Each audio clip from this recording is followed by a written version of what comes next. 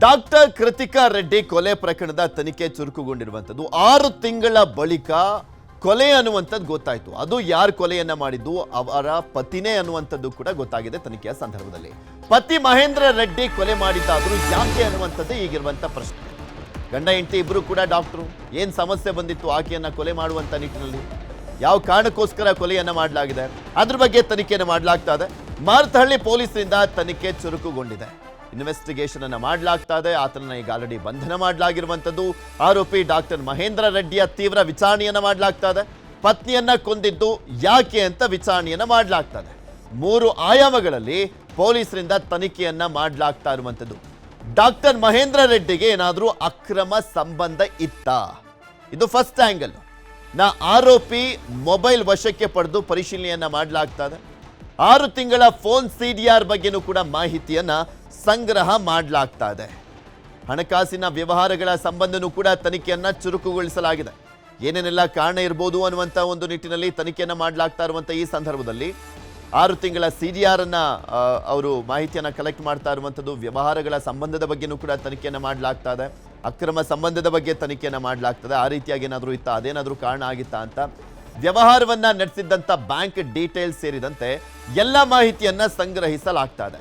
ಕೊಲೆಗೆ ಡಾಕ್ಟರ್ ಕೃತಿಕಾ ಅನಾರೋಗ್ಯ ಕಾರಣನ ಅಂತಲೂ ಕೂಡ ತನಿಖೆಯನ್ನ ಮಾಡಲಾಗ್ತಾ ಇರುವಂಥದ್ದು. ಆಕೆಗೆ ಏನಾದರೂ ಅನಾರೋಗ್ಯ ಇತ್ತಾ, ಆ ಒಂದು ಕಾರಣಕ್ಕೋಸ್ಕರ ಅನಸ್ತೇಶಿಯನ್ನ ಕೊಟ್ಟು ಈತ ಏನಾದರೂ ಕೊಂದುಬಿಟ್ಟ, ಅನಸ್ತೇಶಿಯ ಔಷಧ ಎಲ್ಲಿಂದ ತಂದಿದ್ದ, ಎಷ್ಟು ತಂದಿದ್ದ, ಎಷ್ಟು ಬಾರಿ ಅನಸ್ತೇಶಿಯಾ ನೀಡಲಾಗಿದೆ ಅಂತಲೂ ಕೂಡ ಮಾಹಿತಿಯನ್ನ ಕಲೆಕ್ಟ್ ಮಾಡಲಾಗ್ತದೆ. ಕೇವಲ ಮಹೇಂದ್ರ ರೆಡ್ಡಿ ಮಾತ್ರ ಪ್ಲಾನ್ ಮಾಡಿ ಈ ರೀತಿಯಾಗಿ ಕೊಂದಿದ್ದ, ಆತ ಒಬ್ಬ ಮಾತ್ರ ಇದರಲ್ಲಿ ಇನ್ವಾಲ್ವ್ ಆಗಿರುವಂಥದ್ದ, ಅಥವಾ ಆತನ ಜೊತೆ ಇನ್ಯಾರಾದರೂ ಇದ್ದಾರಾ, ಅಥವಾ ಜೊತೆಯಲ್ಲಿ ಯಾರಾದರೂ ಹೇಳಿಕೊಟ್ಟು ಈ ಒಂದು ಕೊಲೆಯನ್ನ ಮಾಡಿಸಿದ್ರ, ಎಲ್ಲ ಆಯಾಮದಲ್ಲೂ ಕೂಡ ತನಿಖೆಯನ್ನ ಮಾಡ್ತಾ ಇದ್ದಾರೆ ಪೊಲೀಸರು.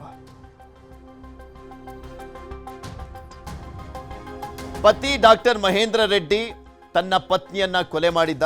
ಆ ಪ್ರಕರಣಕ್ಕೆ ಸಂಬಂಧಪಟ್ಟಂತೆ 6 ತಿಂಗಳ ಬಳಿಕ ಕೊಲೆ ಮಾಡಿದಂಥವನು ಆಕೆಯ ಗಂಡನೇ ಅಂತ ಗೊತ್ತಾಗಿದೆ. ಗಂಡ ಅಂತ ಗೊತ್ತಾದ ಬಳಿಕ ಪೊಲೀಸರು ತೀವ್ರ ತನಿಖೆಯನ್ನ ಮಾಡ್ತಾ ಇದ್ದಾರೆ. ಎಲ್ಲ ರೀತಿಯಾದಂಥ ಮಾಹಿತಿಯನ್ನು ಕಲೆಕ್ಟ್ ಮಾಡ್ತಾ ಇದ್ದಾರೆ. ಆತನನ್ನು ಕೂಡ ವಿಚಾರಣೆ ಮಾಡ್ತಾ ಇದ್ದಾರೆ. ಏನು ಕಾರಣ ಅನ್ನುವಂಥದ್ದಷ್ಟೇ ಈಗ ಗೊತ್ತಾಗಬೇಕಾಗಿರುವಂಥದ್ದು. ಯಾವ ಕಾರಣಕ್ಕೋಸ್ಕರ ಆಕೆಯನ್ನ ಕೊಲೆ ಮಾಡ್ದ, ಯಾವ ಕಾರಣಕ್ಕೋಸ್ಕರ ಅನಸ್ತೇಶಿಯವನ್ನ ಕೊಟ್ಟು ಕೊಲೆಯನ್ನ ಮಾಡಿದ್ದಾನೆ ಅಂತ. ನಿನ್ನೆ ಮತ್ತೆ ಕೃತಿಕಾ ತಂದೆ ವಿಚಾರಣೆಯನ್ನ ಮಾಡಿರುವಂಥದ್ದು ಪೊಲೀಸರು. ಕೃತಿಕಾ ಅವರ ತಂದೆಯನ್ನ ವಿಚಾರಣೆ ಮಾಡಲಾಗಿದೆ. ಕೃತಿಕಾಳ ಲ್ಯಾಪ್ಟಾಪ್, ಮೊಬೈಲ್ ಅನ್ನ ನೀಡಲಿಕ್ಕೆ ಸೂಚನೆಯನ್ನ ಕೊಡಲಾಗಿರುವಂಥದ್ದು ಅವರ ತಂದೆಗೆ. ಮೊಬೈಲ್ನಲ್ಲಿ ಏನಾದರೂ ಸಾಕ್ಷ್ಯ ಸಿಗಬಹುದು ಅಂತ ತನಿಖೆಯನ್ನ ಮಾಡಲಾಗ್ತಾ ಇದೆ. ಆಕೆಯ ಫೋನ್ನಲ್ಲಿ ಯಾವುದಾದ್ರೂ ಡೀಟೇಲ್ಸ್ಗಳಿತ್ತ, ಏನು ಎತ್ತ ಅಂತ ತನಿಖೆಯನ್ನ ಮಾಡಲಾಗ್ತದೆ. ಮನೆಯಲ್ಲಿನ CCTV ಪರಿಶೀಲನೆಗೂ ಕೂಡ ಮುಂದಾಗಿರುವಂಥದ್ದು ಖಾಕಿ ಪಡೆ. DVR ವಶಕ್ಕೆ ಪಡೆಯಲಿದ್ದಾರೆ ಮಾರತಹಳ್ಳಿ ಪೊಲೀಸರು. ಆದರೆ 6 ತಿಂಗಳ ಆಗಿರುವಂಥ ಹಿನ್ನೆಲೆಯಲ್ಲಿ ಈ 6 ತಿಂಗಳ ಅಂತರದ್ದು ಸಿಗಬಹುದು, ಆದರೆ 6 ತಿಂಗಳ ಹಿಂದಿನದ್ದು ಸಿಗುತ್ತಾ ಕಾದ್ ನೋಡಬೇಕಾಗಿದೆ. ಕೃತಿಕಾ ರೆಡ್ಡಿ ಯಾರ ಜೊತೆ ತುಂಬಾ ಕ್ಲೋಸ್ ಆಗಿದ್ರು, ಅವ್ರು ಯಾರ ಜೊತೆನಾದ್ರೂ ಕ್ಲೋಸ್ ಆಗಿದ್ದಂಥ ಸಂದರ್ಭದಲ್ಲಿ ಆ ವಿಚಾರಗಳನ್ನು ಶೇರ್ ಮಾಡ್ಕೊಂಡಿದ್ರೆ ಇಷ್ಟೊತ್ತಿಗೆ ಗೊತ್ತಾಗಬೇಕಾಗಿತ್ತು. 6 ತಿಂಗಳು ಬೇಕಾಗಿರಲಿಲ್ಲ ಅದಕ್ಕೆ ಸಮಯಾವಕಾಶ. ಬಟ್ ಆ ಒಂದು ನಿಟ್ಟಿನಲ್ಲೂ ಕೂಡ ತನಿಖೆಯನ್ನು ಮಾಡ್ತಾರೆ ಪೊಲೀಸರು. ಮನೆಯಲ್ಲಿನ CCTV ಪರಿಶೀಲನೆಗೆ ಮುಂದಾಗಿರುವಂಥದ್ದು. ಅದೇ CCTV ಪರಿಶೀಲನೆ ಮಾಡುವಂಥ ಸಂದರ್ಭದಲ್ಲಿ ನಾವು ನೋಡ್ತಾ ಇರ್ತೀವಿ, ಆಲ್ಮೋಸ್ಟು ಸಾಕಷ್ಟು ಪ್ರಕರಣಗಳಲ್ಲಿ 6 ತಿಂಗಳವರೆಗಿನ ಸ್ಟೋರೇಜ್ ಮಾತ್ರ ಇರುತ್ತೆ. ಆದರೆ ಈಗ 6 ತಿಂಗಳ ಹಿಂದೆ ನಡೆದಿದ್ದಂಥ ಕೊಲೆ ಪ್ರಕರಣ ಆಗಿರುವಂಥ ಹಿನ್ನೆಲೆಯಲ್ಲಿ ಅದ್ರ ಬಗ್ಗೆ ಮಾಹಿತಿ ಸಿಗುತ್ತಾ ಕಾದ್ ನೋಡಬೇಕಾಗಿದೆ. ಇದ್ರ ಬಗ್ಗೆ ಇನ್ನಷ್ಟು ಮಾಹಿತಿಯನ್ನು ಕೊಡ್ತಾ ಹೋಗ್ತಾರೆ ನಮ್ಮ ಪ್ರತಿನಿಧಿ ಗಂಗಾಧರ್. ನಮ್ಮ ಜೊತೆ ನೇರ ಸಂಪರ್ಕದಲ್ಲಿ ಜಾಯ್ನ್ ಆಗಿದ್ದಾರೆ. ಗಂಗಾಧರ್, ಕೃತಿಕಾ ರೆಡ್ಡಿ ಅವರ ಕೊಲೆ ಪ್ರಕರಣಕ್ಕೆ ಸಂಬಂಧಪಟ್ಟಂತೆ ಅವರ ಗಂಡನನ್ನ ಅರೆಸ್ಟ್ ಮಾಡಲಾಗಿದೆಯಲ್ಲ, ಏನ್ ಕಾರಣ, ಏನು ಎತ್ತ ಅನ್ನುವಂಥದ್ರ ಬಗ್ಗೆ ಯಾವ ರೀತಿಯಾಗಿ ತನಿಖೆಯನ್ನ ಮಾಡಲಾಗ್ತದೆ? ವಿಚಾರಣೆ ಸಂದರ್ಭದಲ್ಲಿ ಆತ ಏನಾದರೂ ಮಾಹಿತಿಯನ್ನ ಬಾಯ್ಬಿಟ್ಟಿದ್ದಾನ, ಹೇಗೆ ಅಂತ? ಪೃಥ್ವಿರಾಜ್, ಡಾಕ್ಟರ್ ಕೃತಿಕಾ ರೆಡ್ಡಿ ಕೊಲೆ ಕೇಸ್ಗೆ ಸಂಬಂಧಪಟ್ಟಂತೆ ಮಾರತಹಳ್ಳಿಯ ಪೊಲೀಸರು ಈಗ ಆರೋಪಿಯನ್ನ 7 ದಿನಗಳ ಕಾಲ ಕಸ್ಟಡಿಗೆ ಪಡೆದುಕೊಂಡು ವಿಚಾರಣೆಯನ್ನು ಮಾಡ್ತಾ ಇದ್ದಾರೆ. ಅದರಲ್ಲಿ ಪ್ರಮುಖವಾಗಿ ಆರೋಪಿಯ ವಿಚಾರಣೆಯ ಸಂದರ್ಭದಲ್ಲಿ 3 ಆಯಾಮದಲ್ಲಿ ಪೊಲೀಸರು ತನಿಖೆಯನ್ನು ಮಾಡ್ತಾ ಇರುವಂಥದ್ದು. ಒಂದು, ಆರೋಪಿ ಮಹೇಂದ್ರ ರೆಡ್ಡಿಗೆ ಅಕ್ರಮ ಸಂಬಂಧ ಏನಾದರೂ ಇದೆಯಾ, ಬೇರೆ ಯುವತಿ ಜೊತೆ ಏನಾದರೂ ಸಂಪರ್ಕ ಇತ್ತ, ಈ ಒಂದು ವಿಚಾರವಾಗಿ ಏನಾದರೂ ಆಕೆಯನ್ನ ಪತ್ನಿಯನ್ನ ಕೊಲೆ ಮಾಡಿದ್ದನ್ನ ಒಂದು ಆಯಾಮ ಆದರೆ, ಒಂದು ಫೈನಾನ್ಷಿಯಲ್ ವಿಚಾರ, ಒಂದೊಂದು ಪತ್ನಿಗಿರುವಂಥ ಅನಾರೋಗ್ಯದ ವಿಚಾರಕ್ಕೆ ಸಂಬಂಧಪಟ್ಟಂತೆ ಅದರಿಂದ ಏನಾದರೂ ಆಕೆಯನ್ನ ಕೊಲೆ ಮಾಡಿದ್ದಾನ ಅನ್ನೋದು 3 ಆಯಾಮದಲ್ಲಿ ಪೊಲೀಸರು ತನಿಖೆಯನ್ನ ಮಾಡ್ತಾ ಇದ್ದಾರೆ. ಈಗಾಗಲೇ ಆರೋಪಿ ಮೊಬೈಲನ್ನು ಕೂಡ ವಶಕ್ಕೆ ಪಡ್ಕೊಂಡು ಅದನ್ನು CDR ಹಾಕಿದ್ದಾರೆ. ಯಾಕಂದರೆ ಕೊಲೆಗೂ ಮೊದಲು ಆದರೆ ಆ ಒಂದು ಪತ್ನಿಯ ಕೊಲೆ ಮಾಡೋಂಥ ಬಳಿಕ ಆಕೆಯನ್ನ ಅಂತ್ಯಕ್ರಿಯೆಗಳಾದಂಥ ಬಳಿಕ ಈ 6 ತಿಂಗಳಲ್ಲಿ ಯಾರ ಜೊತೆ ಹೆಚ್ಚು ಕ್ಲೋಸ್ ಕಾಂಟ್ಯಾಕ್ಟಲ್ಲಿದ್ದಾನೆ ಆ ಬಗ್ಗೆ ಎಲ್ಲಾದರೂ ಹೇಳ್ಕೊಂಡಿದ್ದ, ಮತ್ತು ಈ ಒಂದು ಕೊಲೆ ಮಾಡುವಂಥ ಒಂದು ಕ್ರಿಮಿನಲ್ ಬುದ್ಧಿಯನ್ನು, ಮೆಡಿಕಲ್ ಒಂದು ಕ್ರಿಮಿನಲ್ ಬುದ್ಧಿಯನ್ನು ಉಪಯೋಗಿಸಿ ಆ ರೀತಿಯ ಕೊಲೆ ಮಾಡಿರುವಂಥ ಒಂದು ವಿಚಾರಕ್ಕೆ ಸಂಬಂಧಪಟ್ಟಂತೆ ಇದನ್ನು ಹೊರತುಪಡಿಸಿ ಬೇರೆ ಯಾರಾದರೂ ಪ್ಲ್ಯಾನ್ ಕೊಟ್ಟಿದ್ದಾರಾ, ಅದ್ರ ಜೊತೆ ಇದರ ಜೊತೆ ಯಾರಾದರೂ ಸೇರ್ಕೊಂಡಿದ್ದಾರಾ, ಎಲ್ಲ ಆಯಾಮದಲ್ಲೂ ಕೂಡ ಪೊಲೀಸರು ತನಿಖೆಯನ್ನು ಮಾಡ್ತಾ ಇದ್ದಾರೆ. ಜೊತೆಯಲ್ಲಿ ಈಗ ಪ್ರಮುಖವಾಗಿ ಈ ಆರೋಪಿ ಕೃತಿಕಾ ರೆಡ್ಡಿ ಜೊತೆಗಿದ್ದಂಥ ವಿಚಾರಕ್ಕೆ ಸಂಬಂಧಪಟ್ಟಂತೆ ಯಾವ ರೀತಿ ಆ ಒಂದು ಡ್ರಗ್ಸನ್ನು ಅಂದರೆ ಫುಲ್ ಅನಸ್ತೇಶಿಯಾವನ್ನು ತರುವ ನಿಟ್ಟಿನಲ್ಲಿ ವಿಕ್ಟೋರಿಯಾ ಆಸ್ಪತ್ರೆಯಿಂದ ಏನಾದರೂ ತಂದಿದ್ದಾನ, ಅದನ್ನು ಹೊರತುಪಡಿಸಿ ಎಲ್ಲಾದರೂ ಮೆಡಿಕಲ್ ಶಾಪಲ್ಲ ಅದನ್ನು ಖರೀದಿ ಮಾಡಿದ್ದಾನ ಎನ್ನೋ ಆಯಾಮದಲ್ಲಿ ಕೂಡ ತನಿಖೆಯನ್ನು ಮಾಡಲಾಗ್ತಾ ಇದೆ. ಪೊಲೀಸರಿಗೆ ಇದುವರೆಗೂ ಕೂಡ ಸ್ಪಷ್ಟವಾಗಿ ಆತ ಅನಸ್ತೇಶಿಯಾ ಎಲ್ಲಿಂದ ತಂದಿದ್ದ ಅನ್ನೋದ್ರ ಬಗ್ಗೆ ಇನ್ನೂ ಕೂಡ ಸ್ಪಷ್ಟವಾದಂಥ ಮಾಹಿತಿ ಸಿಕ್ಕಿಲ್ಲ. ಅದರಿಂದ ಆತನ ವಿಚಾರಣೆಯನ್ನು ಕೂಡ ಮಾಡ್ತಾ ಇದ್ದಾರೆ. ಮತ್ತೊಂದು ಕಡೆ ಈಗಾಗಲೇ ಅವರ ಕೃತಿಕಾ ರೆಡ್ಡಿ ಅವರ ತಂದೆಯನ್ನು ನಿನ್ನೆಯೂ ಕೂಡ ಮತ್ತೊಮ್ಮೆ ವಿಚಾರಣೆ ಮಾಡಲಾಗಿದೆ. ಎಲ್ಲಿ ಅಂದರೆ ಅವರ ಕೃತಿಕಾ ರೆಡ್ಡಿ ಬಳಕೆ ಮಾಡ್ತಾ ಇದ್ದಂಥ ಮೊಬೈಲ್ ಆಗಿರ್ಬೋದು, ಲ್ಯಾಪ್ಟಾಪ್ ಆಗಿರ್ಬೋದು, ಅದನ್ನು ಕೂಡ ಪರಿಶೀಲನೆ ಮಾಡ್ತಾ ಇದ್ದಾರೆ. ಮತ್ತು ಮನೆಯಲ್ಲಿ ಕೆಲವು CCTVಗಳನ್ನು ತೆಗೆದುಕೊಂಡ್ರೆ DVR ಕೂಡ ವಶಕ್ಕೆ ಪಡೆದಿರುವಂಥದ್ದು. ಅದಲ್ಲದೆ ಟವರ್ ಲೊಕೇಶನ್ ಟ್ರ್ಯಾಕ್ ಮಾಡಿ CDR ಅನ್ನು ಕೂಡ ಹಾಕಿದ್ದಾರೆ ಈ ಆರೋಪಿ ಎಲ್ಲಿ ಮಣಿಪಾಲಲ್ಲಿ ಸಿಕ್ಕಿಬಿದ್ದಿರುವಂಥದ್ದು. ಹೀಗಾಗಿ ಮಣಿಪಾಲಕ್ಕೆ ಎಷ್ಟು ದಿನದ ಹಿಂದೆ ಆತ ಹೋಗಿದ್ದ, ಅಲ್ಲಿ ಯಾಕೆ ಉಳ್ಕೊಂಡಿದ್ದ ಅಂತೇಳಿ, ಮತ್ತು ಅಲ್ಲಿ ಯಾವುದೊಂದು ಕಾರ್ಯಕ್ರಮ ಇತ್ತು ಹೋಗಿದ್ದೆ ಅಂತ ಹೇಳಿದಾನೆ. ಬಟ್ ಆದರೆ ಮಣಿಪಾಲದವರು ಯಾವುದೇ ಕಾರ್ಯಕ್ರಮ ಇರಲಿಲ್ಲ, ಒಂದು ಡಾಕ್ಟರ್ಸ್ ಅನ್ನೋದು ಕೂಡ ರೀತಿಯಲ್ಲಿ ಹೇಳಿರುವಂಥದ್ದು. ಹೀಗಾಗಿ ಆರೋಪಿ ಕೆಲ ದ್ವಂದ್ವ ಹೇಳಿಕೆಗಳನ್ನ ಕೊಡ್ತಾ ಇದ್ದು, ಹೀಗಾಗಿ ಆತನ ವಿಚಾರಣೆಯನ್ನು ತೀವ್ರಗತಿಯಲ್ಲಿ ಮಾಡ್ತಾ ಇರುವಂಥದ್ದು. ಮತ್ತೊಂದು ಕಡೆ ಇವತ್ತು ಮತ್ತೆ ಅವರ ಫ್ಯಾಮಿಲಿ ಪರ್ಸನ್ಸ್ ಏನಿದ್ದಾರೆ, ಅಂದರೆ ಕೃತಿಕಾ ರೆಡ್ಡಿ ಅವರ ತಂದೆ, ಅವರ ಪೋಷಕರೇನಿದ್ದಾರೆ, ಅವರನ್ನು ಮತ್ತೆ ಕರೆಸಿ ವಿಚಾರಣೆ ಮಾಡುವಂಥ ನಿಟ್ಟಿನಲ್ಲಿ ಪೊಲೀಸರು ಮುಂದಾಗಿದ್ದಾರೆ. ಆದರೆ ಕೃತಿಕಾ ರೆಡ್ಡಿಗೆ ಈತ ಐ ವಿ ಮೂಲಕವಾಗಿ ಇಂಜೆಕ್ಟ್ ಮಾಡ್ತಾ ಇದ್ದಂಥ ಅನಸ್ತೇಶಿಯಾ ಪ್ರೊಫೆಫಲ್ನ ಏನಿತ್ತು ಅದು ಎಲ್ಲಿಂದ ತಂದಿದ್ದಾನೆ ಅನ್ನೋದು ಇಂಪಾರ್ಟೆಂಟ್ ಆಗಿದೆ ಈಗ ಈ ಪೊಲೀಸರ ಒಂದು ತನಿಖೆಗೆ. ಜೊತೆಗೆ ಯಾವ ಕಾರಣಕ್ಕೆ ಈ ರೀತಿಯಾಗಿ ಮೆಡಿಕಲ್ ಒಂದು ಕ್ರಿಮಿನಲ್ ಬುದ್ಧಿಯನ್ನು ಉಪಯೋಗಿಸಿ ಪ್ಲ್ಯಾನ್ ಮಾಡಿ ಈ ರೀತಿ ಮಾಡಿದ್ದಾನೆ ಅನ್ನೋದು ಸ್ಪಷ್ಟವಾದ ಕಾರಣ ಬಗ್ಗೆ ಕೂಡ ಪೊಲೀಸರು ತನಿಖೆಯನ್ನು ಮಾಡ್ತಾ ಇದ್ದಾರೆ. ಆದರೆ ಮೇಲ್ನೋಟಕ್ಕೆ ಈಗ ಅಕ್ರಮ ಸಂಬಂಧದ ಬಗ್ಗೆ ಇವರ ಗಂಭೀರವಾದಂಥ ಆರೋಪವನ್ನು ಅವರ ಕುಟುಂಬಸ್ಥರು ಮಾಡಿದ್ದಾರೆ.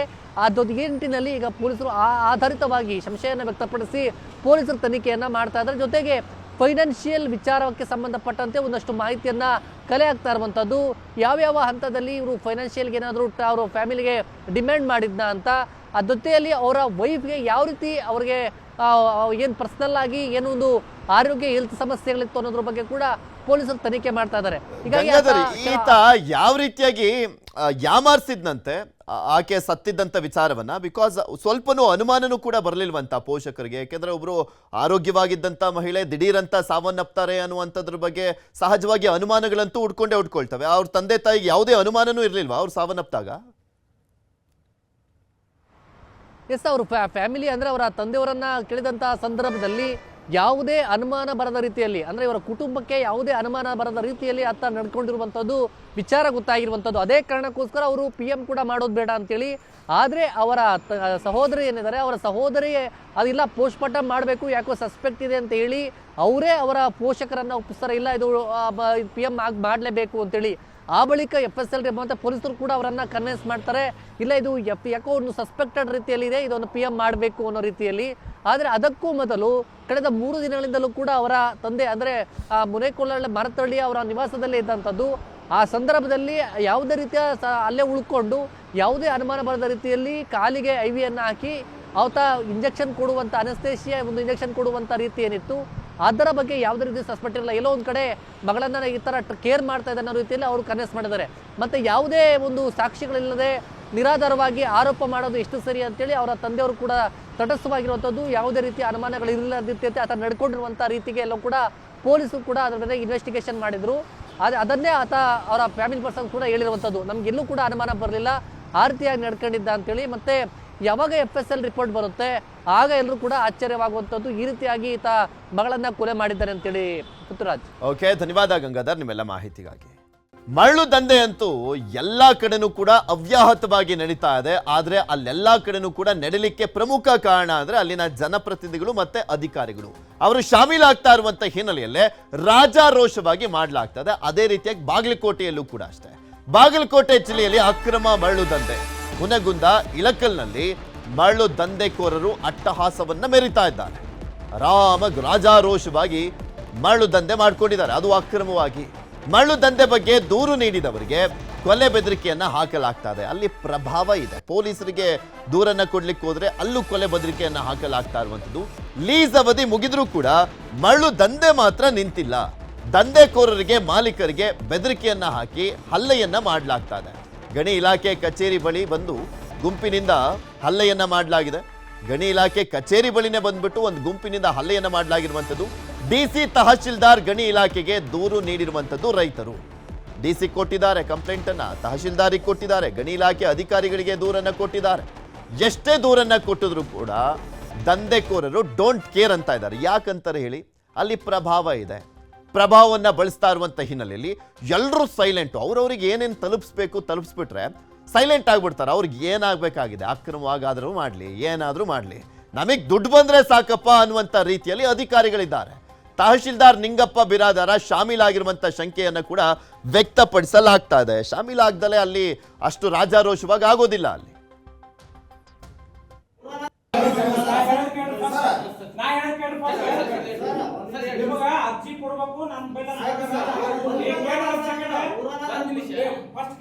ಇಲ್ಲ ಸರ್, ಹೇಳ್ರಿ ಸರ, ವಿಷಯ ನಿಮ್ಗೆ ಗೊತ್ತೈತ? ಎನ್ಕ್ವೈರಿ ಮಾಡಿದ್ದು ಈಗ ಸರ, ರಿಪೋರ್ಟ್ ಮಾಡ್ಯಾರ ಸರ್. ನಿಮ್ಗೆ ತಾಲಾಟಿ ಅವರು ನಿಮಗೆ ರಿಪೋರ್ಟ್ ಮಾಡ್ಯಾರ ಸರ್. ರಿಪೋರ್ಟ್ದಪ್ಪ ತಲಾಟಿ ರಿಪೋರ್ಟರ್ ಮಾಡಿ ಆಯ್ತು ಸರ್. ಇಲ್ರಿ ನನಗೆ ಹೇಳ್ರಿ ಸರ. ಯಾಕೆ ಸರ? ಈಗ ಅಲ್ಲಿ ನಿಮ್ಮ ಗಮನಕ್ಕೆ ಐತೆ ಅಂದಮೇಲೆ ಯಾಕೆ ನಡೆದೈತೆ ಅಂತ ಕೇಳಕತ್ತೀವಿ ಸರ. ಹೇಳ್ರಿ ಸರ್, ನಮ್ಮನ್ನು ಬಂಧಿಸ್ಲಿ. ಹೇಳ್ರಿ ಸರ, ಹೇಳ್ರಿ. ಈಗ ನಿಮ್ಮ ಗಮನಕ್ಕೆ ಇದ್ಮೇಲೆ ಯಾಕೆ ನಡೆಯಕತ್ತೈತೆ? ಹ್ಞೂ ರೀ.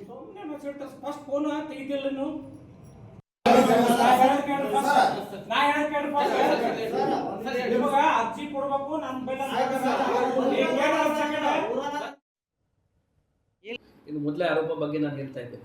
ಈಗ ಅವರು ಏನು ಹೇಳ್ತಾರೆ, 10 ಕಡೆ ಇಲ್ಲಿಗಲ್ ಲ್ಯಾಂಡ್ ಮೈನಿಂಗ್ ನಡೀತಾ ಇದೆ ಅಂತ ಇವ್ರ ಕಂಪ್ಲೇಂಟ್ ಪ್ರಕಾರ ಅಂತ ಕಂಪ್ಲೇಂಟ್ ಕೊಡೋಕ್ಕೆ ಅವರು ಮೈನಿಂಗ್ ಡಿಪಾರ್ಟ್ಮೆಂಟ್ಗೆ ಹೋದರು. ನಮ್ಮ ಕಡೆ ಈ ಥರ ಯಾವುದೂ ಕಂಪ್ಲೇಂಟ್ ಇಲ್ಲಿ ತನಕ ಕೊಡಲಿಲ್ಲ. ನಾನು ಆ ಪಾರ್ಟಿಗೆ ಇನ್ನೊಂದು ರಿಕ್ವೆಸ್ಟ್ ಏನು ಮಾಡ್ತಾ ಇದ್ದೀನಿ, ಮೈನಿಂಗ್ ಡಿಪಾರ್ಟ್ಮೆಂಟ್ಗೆ ಏನು ಕಂಪ್ಲೇಂಟ್ ಕೊಡ್ತಾರೆ ನಮಗೆ ಕೂಡ ಕಾಪಿ ಕೊಟ್ಟರೆ ನಾವು ಐದರ್ ಅವ್ರ ಜೊತೆಗೆ ಅಥವಾ ನಾವೇ ಖುದ್ದಾಗಿ ಹೋಗಿ ಅಲ್ಲಿ ಏನು ಇಲ್ಲಿಗಲ್ ನಡೀತಾ ಇದೆ ಅದ್ರ ಬಗ್ಗೆ ನಾವು ಕೇಸ್ ಮಾಡ್ತೀವಿ. 2ನೇ ಪಾಯಿಂಟ್, ಅವರಿಗೆ ಹಲ್ಲೆ ಮಾಡಿದ್ದಾರೆ. ಆ ಹಲ್ಲೆ ಮಾಡೋದ್ರ ಬಗ್ಗೆ ಕೂಡ ಈಗ ನನ್ನ ಮುಂದೆ ಫಸ್ಟ್ ಟೈಮ್ ಬಂದಾಗ ನಿಮ್ಮ ಜೊತೆಗೆ ಬಂದಿದ್ದಾರೆ ಅವರು, ಪ್ರೆಸ್ ಜೊತೆಗೆ ಫಸ್ಟ್ ಟೈಮ್ ಬಂದಿದ್ದಾರೆ ಅವರು. ಈ ಆಫೀಸಲ್ಲಿ ಬಂದಾಗ ಅವ್ರೇನು ಹೇಳ್ತಾರೆ, ಹಲ್ಲೆ ಮಾಡಿದ್ದಾರೆ. ಅದ್ರ ಬಗ್ಗೆ ಕೂಡ ನಾವು ತಕ್ಷಣ ಕಂಪ್ಲೇಂಟ್ ಮಾಡೋಕ್ಕೆ ರೆಡಿ ಇದ್ದೀವಿ. ನಾನು ಈಗ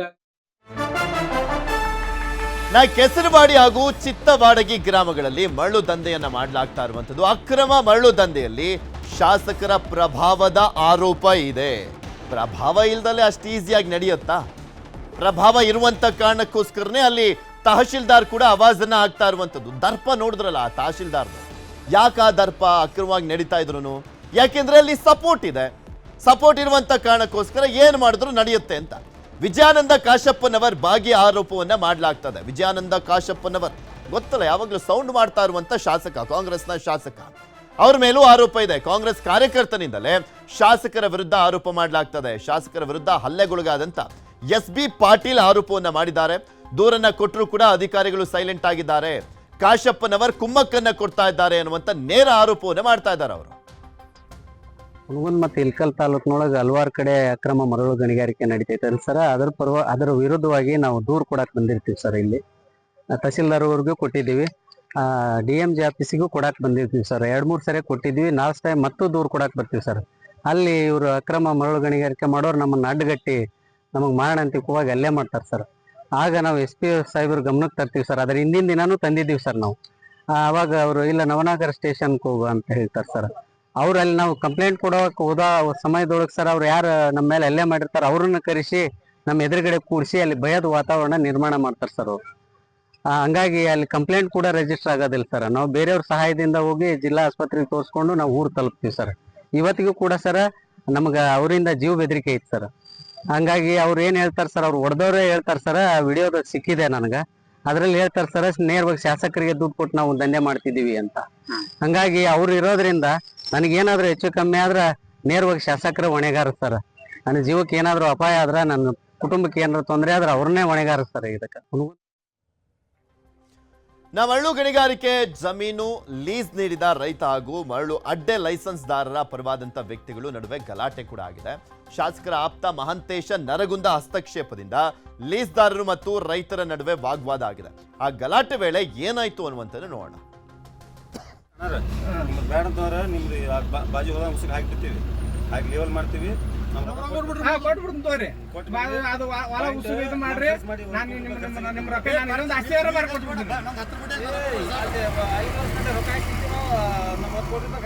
ಅವ್ರು ಲೀಸ್ ಮಾಡ್ಸಾಕ ಅದು ಮುಗಿಸ್ಬಿಟ್ರಿ ಇದು ಹೋಗಿ ಜೀವಕ್ ಬರ್ತ ನೋಡ್ರಿ. ನಾವು ನಿಮ್ಮ ಅಪ್ಪರ ಕಾಲ್ ಹಿಡಿದ ಸಮಾನ ಅಂತ ಹೇಳಿ ನೀವ್ ಒಬ್ರು ಕಾಲ್ ಹಿಡ್ತೀರಿ, ಅವಾಗ ಕಾಲ್ ಮಾಡ್ಕೊಂಡ್ಬಿಡ್ತೇನ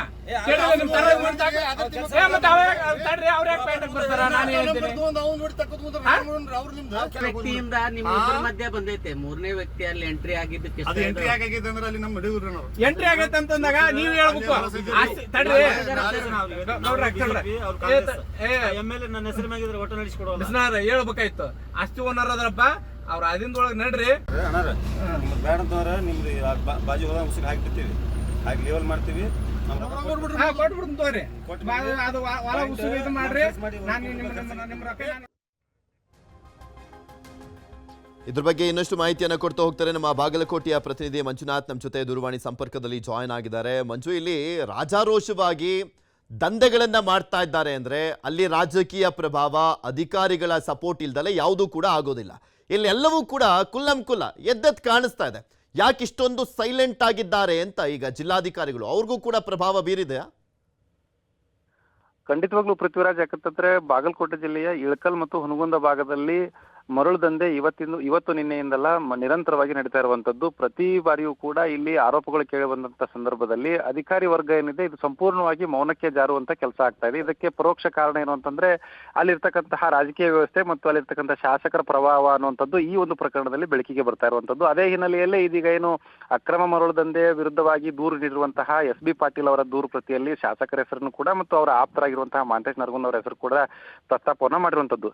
ಒಟ್ಟಾಗಿ ಈ ಒಂದು ಪ್ರಕರಣ ಹಿನ್ನೆಲೆಯನ್ನು ನೋಡೋದಾದ್ರೆ ಹುನಗುಂದ ತಾಲೂಕಾ ಮತ್ತು ಇಳಕಲ್ ತಾಲೂಕಿನಲ್ಲಿ ಸುಮಾರು 10 ಮರಳು ಅಡ್ಡೆಗಳಿದಾವೆ. ಅಲ್ಲಿ ಅಧಿಕೃತವಾಗಿ ಮರಳು ಅಡ್ಡೆಗಳು ಇದ್ರೂ ಕೂಡ ಆ ನೆಪ ಮಾತ್ರಕ್ಕೆ ಮರಳು ಅಡ್ಡೆಗಳು ಅಂದ್ರೆ ಯಾವ ರೀತಿಯಾಗಿ ಅಕ್ರಮ ನಡೆಯುತ್ತೆ ಅನ್ನೋದನ್ನ ಹೇಳೋದಾದ್ರೆ, ಈಗ 4-5 ಎಕರೆ ಜಮೀನನ್ನ ಅಲ್ಲಿ ಲೀಸ್ಗೆ ಪಡೆದುಕೊಂಡು ಅಧಿಕೃತವಾದಂತಹ ಮರಳು ಅಡ್ಡೆನ ನಡೆಸ್ತಾ ಇದ್ರೆ ಅದರ ಪಕ್ಕದಲ್ಲಿ ಇರ್ತಕ್ಕಂತಹ ಸರ್ಕಾರಿ ಜಮೀನಾಗಿರ್ಬೋದು ಮತ್ತು ರೈತರ ಜಮೀನಾಗಿರ್ಬೋದು ಅಲ್ಲಿ ಅಕ್ರಮವಾಗಿ ಹೆಚ್ಚುವರಿ ಜಮೀನಲ್ಲಿ ಮರಳನ್ನ ತೆಗೆದು ಮಾರಾಟ ಮಾಡುವಂಥದ್ದು ಇಲ್ಲಿ ನಿರಂತರವಾಗಿ ನಡೀತಾ ಇದೆ. ಇದಕ್ಕೆ ಸಂಬಂಧಪಟ್ಟಂತೆ ಅಧಿಕಾರಿಗಳಿಗೂ ಕೂಡ ಏನು ಒಂದು ರೀತಿಯಾಗಿ ತಿಂಗಳಿಗೆ ಏನೇನು ತಲುಪಬೇಕೋ ಅದು ತಲುಪುವ ಹಿನ್ನೆಲೆಯಲ್ಲಿ ಅಧಿಕಾರಿಗಳು ಕೂಡ ಮೌನಕ್ಕೆ ಶರಣಾಗುವಂಥದ್ದು. ಇಂತಹ ಒಂದು ಅಕ್ರಮ ಮರಳು ದಂಧೆ ವಿರುದ್ಧ ಇದೀಗ ಕೆಸರುಬಾವಿ, ಚಿತ್ತವಾಡಿಗೆ ಸೇರಿದಂತೆ ಅನೇಕ ಗ್ರಾಮಸ್ಥರು ಅಲ್ಲಿ ಅಧಿಕಾರಿಗಳಿಗೆ ಮನವಿಯನ್ನ ಕೊಡೋಕೆ ಹೋದಂತ ಸಂದರ್ಭದಲ್ಲಿ ಹಿಂದೆ ಇದ್ದಂತಹ ತಹಶೀಲ್ದಾರ್ ಅವರು ಮನವಿಗೆ ಸ್ಪಂದಿಸದೆ ಅವರಿಗೆ ಒಂದು ರೀತಿಯಾಗಿ ಉಡಾವನ್ನ ನೀಡುವಂಥದ್ದು, ಅವರಿಗೆ ಆವಾಜ್ ಹಾಕುವಂತ ಕೆಲಸ ಆಗುತ್ತೆ. ಅದಾದ ಬಳಿಕ ಮೈನ್ಸ್ ಅಂಡ್ ಜ್ಯುವೆಲರ್ಸ್ ಆಫೀಸಿಗೆ ಬಂದಂತ ಸಂದರ್ಭದಲ್ಲಿ ಅಕ್ರಮ ಮರಳು ದಂಧೆಯ ಕಡಿವಾಣ ಹಾಕಬೇಕು ಮತ್ತು ಈಗಾಗಲೇ ಲೀಸ್ ಕೊಟ್ಟಿರುವಂತಹ ರೈತರ ಅವಧಿ ಮುಗಿದಿದೆ, ಹಾಗಾಗಿ ಅವರ ಜಮೀನಿನಲ್ಲಿ ಇನ್ನೂ ಕೂಡ ಮರಳನ್ನ ತೆಗಿತಾ ಇದ್ದಾರೆ, ಅದನ್ನ ನಿಲ್ಲಿಸಬೇಕು ಅಂತ ಹೇಳಿ ಮನವಿಯನ್ನ ಕೊಡೋಕೆ ಬಂದಂತ ಸಂದರ್ಭದಲ್ಲಿ ಆ ರೈತರು ಮತ್ತು ಆ ದೂರುದಾರನ ಮೇಲೆ ಹಲ್ಲೆ ಆಗಿರುವಂತದ್ದು ಕೂಡ ಇದೆ. ಇದಕ್ಕೆ ಸಂಬಂಧಪಟ್ಟಂತೆ ದೂರು ಕೊಡಕ್ಕೆ ಹೋದಾಗ ಅಲ್ಲಿ ಪ್ರಕರಣ ಕೂಡ ದಾಖಲಾಗೋದಿಲ್ಲ. ಬಳಿಕ ಇದು SP ಕಚೇರಿ ಮೆಟ್ಟಿಲು ಇರುತ್ತೆ. ಆಗ SP ಅವರ ಸೂಚನೆ ಮೇರೆಗೆ ಇದೀಗ ನವನಗರ ಠಾಣೆಯಲ್ಲಿ ಪ್ರಕರಣ ಕೂಡ ದಾಖಲಾಗಿರುವಂತದ್ದು. ಒಟ್ಟಾರೆಯಾಗಿ ಇಲ್ಲಿ ಬಾಗಲಕೋಟೆ ಜಿಲ್ಲೆ ಇಳಕಲ್ನಲ್ಲಿ ಏನು ವ್ಯವಸ್ಥೆ ಕಂಡು ಬರ್ತಾ ಇದೆ, ಇಲ್ಲಿ ನಿರಂತರವಾಗಿ ಅಕ್ರಮ ಮರಳು ದಂಧೆ ನಡೀತಾ ಇದ್ರು ಕೂಡ ಇದನ್ನ ಪ್ರಶ್ನೆ ಮಾಡೋದಕ್ಕೆ ಯಾರು ಕೂಡ ಮುಂದಾಗೋದಿಲ್ಲ. ಒಂದ್ ವೇಳೆ ಮುಂದಾದ್ರೆ ಈ ರೀತಿಯಾದಂತಹ ಪರಿಸ್ಥಿತಿಗಳನ್ನು ಎದುರಿಸಬೇಕಾಗುತ್ತೆ ಅನ್ನುವಂತ. ಈಗ ಯಾರಾದ್ರೂ ಪ್ರಭಾವ ಬೀರುವಂತ ಸಂದರ್ಭದಲ್ಲಿ ಆಪೋಸಿಟ್ ಪಾರ್ಟಿ ಅಂತಾನೂ ಕೂಡ ಇರುತ್ತೆ. ಈಗ ಶಾಸಕರ ಮೇಲೆ ಆರೋಪ ಮತ್ತೆ ತಹಶೀಲ್ದಾರ್ ಮೇಲೆ ಆರೋಪ ಬರ್ತಾ ಇದೆ. ಬೇಲಿನೇ ಎದ್ದು ಒಲ ಮೇಯ್ದಂತ ಪರಿಸ್ಥಿತಿ ಅಲ್ಲಿರುವಂಥದ್ದು. ರಾಜಾರೋಷವಾಗಿ ಎಲ್ಲವನ್ನೂ ಕೂಡ ಮಾಡ್ತಾ ಇದ್ದಾರೆ. ಒಂಥರ ರೌಡಿಸಮು, ಗೂಂಡಾಗಿರಿ ಕೂಡ ಕಾಣಿಸ್ತಾ ಇದೆ. ಈಗ ಆಪೋಸಿಟ್ ಪಾರ್ಟಿ ಅವರು ಸೈಲೆಂಟ್ ಆಗಿದ್ದಾರಾ? ಅವ್ರಿಗೂ ಕೂಡ ಏನಾದರೂ ಹೋಗ್ತಾ ಇದೆಯಾ? ಅವರು ಆದ್ರೂ ಬೆಂಬಲಕ್ಕೆ ಬರ್ತಾ ಇಲ್ವಾ ಅಲ್ಲಿ ಜನರಿಗೆ? ಪೃಥ್ವಿರಾಜ್, ಹುನಗುಂದ ಕ್ಷೇತ್ರದಲ್ಲಿರುವಂತಹ ವ್ಯವಸ್ಥೆಯನ್ನು ನೋಡಿದಂತ ಸಂದರ್ಭದಲ್ಲಿ ಇಲ್ಲಿ ಈ ರೀತಿಯಾಗಿ ಅಕ್ರಮ ದಂಧೆಗಳು ನಡೀತಾ ಇದ್ರು ಕೂಡ ಅದನ್ನ ಪ್ರಶ್ನೆ ಮಾಡಬೇಕಾಗಿದ್ದಂತಹ ವಿರೋಧ ಪಕ್ಷದವರು ಕೂಡ ಒಂದ್ ರೀತಿಯಾಗಿ ಅವರು ಮೌನಕ್ಕೆ ಶರಣಾಗಿದ್ದಾರೆ. ಯಾಕಂತಂದ್ರೆ ಇದನ್ನ ಹೊರಗಡೆ ಬಂದು ಅದನ್ನ ಪ್ರಶ್ನೆ ಮಾಡೋಕ್ಕೂ ಆಗೋದಿಲ್ಲ. ಯಾಕಂತಂದ್ರೆ ಅವರಿದ್ದಂತ ಸಂದರ್ಭದಲ್ಲಿ ಕೂಡ ಇಂತಹ ಪ್ರಕರಣಗಳು ನಡೀತಾನೆ ಇರ್ತವೆ. ನಾವಿದ್ದಾಗ ನಾವು ನಡೆಸ್ತೀವಿ, ನೀವಿದ್ದಾಗ ನೀವು ನಡೆಸಿ ಅನ್ನುವಂತಹ ಒಂದು ವಾತಾವರಣ ಇಲ್ಲಿ ಕೇವಲ ನೆಪ ಮಾತ್ರಕ್ಕೆ ಅನ್ನುವಂತೆ ಕೇವಲ ಸುದ್ದಿಗೋಷ್ಠಿಗಳನ್ನ ನಡೆಸುವಂತದ್ದು, ಮಾಧ್ಯಮಗಳ ಮುಂದೆ ಹೇಳಿಕೆಯನ್ನ ನೀಡುವಂತದ್ದನ್ನ ಅಲ್ಲಿರ್ತಕ್ಕಂತಹ ಮಾಜಿ ಶಾಸಕರು ಮಾಡಿದ್ರು ಕೂಡ ಅದರ ವಿರುದ್ಧವಾಗಿ ಹೀಗಾಗಿ ಏನು ಗಟ್ಟಿ ಧ್ವನಿಯಿಂದ ಅದನ್ನ ಹೋರಾಟ ಮಾಡುವಂತದ್ದಾಗಿರ್ಬೋದು, ಅಧಿಕಾರಿಗಳ ಗಮನಕ್ಕೆ ತರುವಂತದ್ದಾಗಿರ್ಬೋದು, ಅದಕ್ಕೊಂದು ಹೋರಾಟ ರೂಪಿಸುವಂತ ವ್ಯವಸ್ಥೆಯನ್ನ ಇಲ್ಲಿವರೆಗೂ ಕೂಡ ವಿರೋಧ ಪಕ್ಷಗಳು ಮಾಡ್ತಾ ಇಲ್ಲ. ಅದನ್ನ ಕಣ್ಣಿಗೆ ಕಂಡ್ರೂ ಕೂಡ ಕಾಣದಂತೆ ಕುರುಡಾಗಿದ್ದಾರೆ ಹೊರತಾಗಿ ಕೇವಲ ಇಂತಹ ಒಂದು ಪ್ರಕರಣಗಳು ಬಂದಂತ ಸಂದರ್ಭದಲ್ಲಿ ಒಂದು ಏನು ಅಲ್ಲಿ ತಾಲೂಕಾ ಮಟ್ಟದಲ್ಲಿ ಒಂದು ಸುದ್ದಿಗೋಷ್ಠಿಯನ್ನ ನಡೆಸಿ ಹೇಳಿಕೆಗಳನ್ನ ನೀಡಿ ಅದು ಅಷ್ಟಕ್ಕೆ ಮುಗಿಸುವಂತಹ ಕೆಲಸವನ್ನ ವಿರೋಧ ಪಕ್ಷದವರು ಮಾಡ್ತಾ ಇರುವಂತದ್ದು. ಒಟ್ಟಾರೆಯಾಗಿ ಇಲ್ಲಿ ಈ ಒಂದು ಪ್ರಕರಣದಲ್ಲಿ ವಿರೋಧ ಪಕ್ಷ ಆಗಿರ್ಬೋದು, ಆಡಳಿತದಲ್ಲಿರುವಂತಹ ಪಕ್ಷದವರಾಗಿರ್ಬೋದು, ಈ ಒಂದು ವ್ಯವಸ್ಥೆಯನ್ನು ನೋಡುವಂತ ಸಂದರ್ಭದಲ್ಲಿ ಇಲ್ಲಿ ಯಾರು ಏನ್ ಮಾಡಿದ್ರು ಕೇಳುವಂತರು ಇಲ್ಲ ಅನ್ನುವಂತಹ ಪರಿಸ್ಥಿತಿ ಒಂದೊಂದು ಕ್ಷೇತ್ರ ಯಾವನ್ ವ್ಯವಸ್ಥೆ ಅಂತಾನೆ ಅವ್ಯವಸ್ಥೆನೆ ಎದ್ದು ಕಾಣಿಸ್ತಾ ಇದೆ. ನೋಡೋಣ ಈ ಸುದ್ದಿ ಬಿತ್ತರ ಆದ್ಮೇಲಾದ್ರೂ ಏನಾದ್ರೂ ಜಿಲ್ಲಾಧಿಕಾರಿಗಳಿಗೆ ಅಲ್ಲಿ ಏನಾದ್ರೂ ಆಕ್ಷನ್ ತಗೊಳ್ಬೇಕು ಅನ್ನುವಂತ ಮನಸ್ಸು ಏನಾದ್ರೂ ಬಂದ್ಬಿಟ್ರೆ ಅಕಸ್ಮಾತ್ ನೋಡೋಣ ಏನ್ ಕ್ರಮ ಕೈಗೊಳ್ತಾರೆ ಅಂತ. ಧನ್ಯವಾದ ಮಂಜು ನಿಮ್ಮೆಲ್ಲ ಮಾಹಿತಿಗಾಗಿ. ಇದು ಹುನಗುಂದದಲ್ಲಿ ಇರುವಂತ ಪರಿಸ್ಥಿತಿ, ಯಾವ ರೀತಿಯಾಗಿದೆ ಪರಿಸ್ಥಿತಿ ಅನ್ನುವಂಥದ್ದು ಗಮನಿಸ್ತಾ ಇದ್ದೀರಾ. ರಾಜಾರೋಷವಾಗಿ ಎಲ್ಲವೂ ಕೂಡ ನಡೀತಾ ಇದೆ. ಆ ದಂಧೆಯಲ್ಲಿ ಅಲ್ಲಿನ ಶಾಸಕ ವಿಜಯಾನಂದ ಕಾಶಪ್ಪನವರ್ ಹಾಗೆ ಅಲ್ಲಿನ ತಹಶೀಲ್ದಾರ್ ಭಾಗಿಯಾಗಿದ್ದಾರೆ ಅನ್ನುವಂಥ ಆರೋಪವನ್ನ ಆ ಪಕ್ಷದ ಕಾರ್ಯಕರ್ತರೇ ಮಾಡ್ತಾ ಇದ್ದಾರೆ. ಅದಕ್ಕೆ ಕೆಲವು ವಿಡಿಯೋಗಳು ಕೂಡ ಸಿಕ್ಕಿದಾವೆ. ತಹಶೀಲ್ದಾರ್ ದರ್ಪವನ್ನ ಕೂಡ ನೀವು ನೋಡ್ತಾ ಇದ್ರೆ ಇದನ್ನ ವಿರೋಧ ಪಕ್ಷದವ್ರು ಪ್ರಶ್ನೆ ಮಾಡ್ತಾರಾ ಅಂತ ಕೇಳಿದ್ರೆ ಇಲ್ಲ, ಅವರು ಶಾಮೀಲಾಗ್ಬಿಟ್ಟಿದಾರಂತೆ.